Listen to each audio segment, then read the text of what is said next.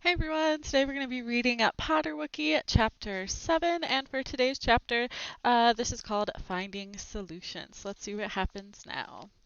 We read late into the night. Then Trevor went home and I read some more. As the days went on, Harry would mumble and twitch, but he would still spend most of his time not moving.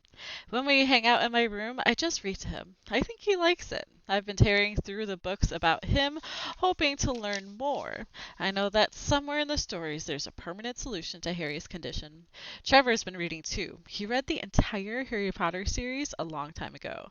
But now he's going through the books again, searching for the answer to get Harry out of his spell. The word seems suspiciously out of place. I finished the first volume of Harry Potter, and now I'm 10 pages away from finishing the Star Wars book, A New Hope. My dad also claims it's the best because it was the first one made. I'm amazed by how much extra stuff is crammed into the books. My head feels like a Tetris game filling up with bonus knowledge and information. It seems like I'm reading all the time now. I even get busted at school yesterday for reading during class. I can honestly say that's never happened to me before. Burnside, stop reading and do a pull-up. So we got caught reading in PE class. Ever since the trash truck incident, I've been keeping Harry safe and in my bottom dresser drawer. It was hard to do, but I moved all my thumb buddies out into a hidden box in the garage. I worried about some of the more easily frightened thumb buddies, Little Slowpoke or Stab in the Dark. Here they are. So I now have an okay place to keep Harry when I'm not in the room. The ongoing issue with him is that he stinks. My room smells awful. I'm starting to get a really bad reputation. Come on, Ribbert, this isn't a backyard. I've thought about taking him to school, but Principal Smelts would probably think the smell is me, and I get a lecture on hygiene. Scrub your pits, bum and feet, and other kids will think you're next. So, after coming home from school today, I decided to finally do something about Harry's animal scent. I put Harry and a bar of mint soap in my backpack and headed to the backyard. Libby was already out there, and she wasn't happy to see me. It's my turn to use the backyard. Libby was taking pictures of herself near the pool. She set up the camera and took shots of herself smelling flowers, sun tanning, and tossing her hair.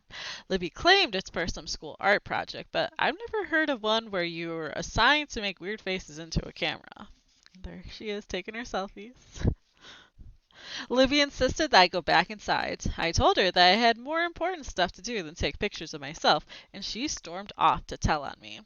I walked over to the back fence near a big metal tub and hose. I turned the hose on and began to fill up the basin we used to wash Puck in. I stood Harry in the tub and let the water rise up around him. He didn't make a fuss because he couldn't move. I could tell from his expression, however, that he wasn't completely thrilled about the idea. Don't look at me like that. This is for your own good. And if you ever given a dog a bath before, you know that look. Or cat. I let the tub fill up and then splashed some water on his head and face. I soaped him up and was trying really hard to be careful, but as I turned him around, he slipped and went under. I had forgotten to bring a towel, so I pulled him out and hung him up in one of the trees to let the wind dry him off as the tub drained. There he is, hanging in the tree, drying off. Sadly, there wasn't any wind, so I didn't have time to wait for Harry to dry out. So I set him in the now empty tub and ran inside to get a blow dryer. Inside, my mom was opening the mail and listening to Libby complain about me interrupting her photo shoot. I need my privacy. Sorry, but you can't have your own backyards. I ignored them and snuck to the bathroom to get Libby's blow dryer. I got it and grabbed an extension cord. I then spent a few minutes drying Harry off. The good news was that he didn't smell bad anymore. In fact, he smelled sort of minty, but the drying had made him puffy.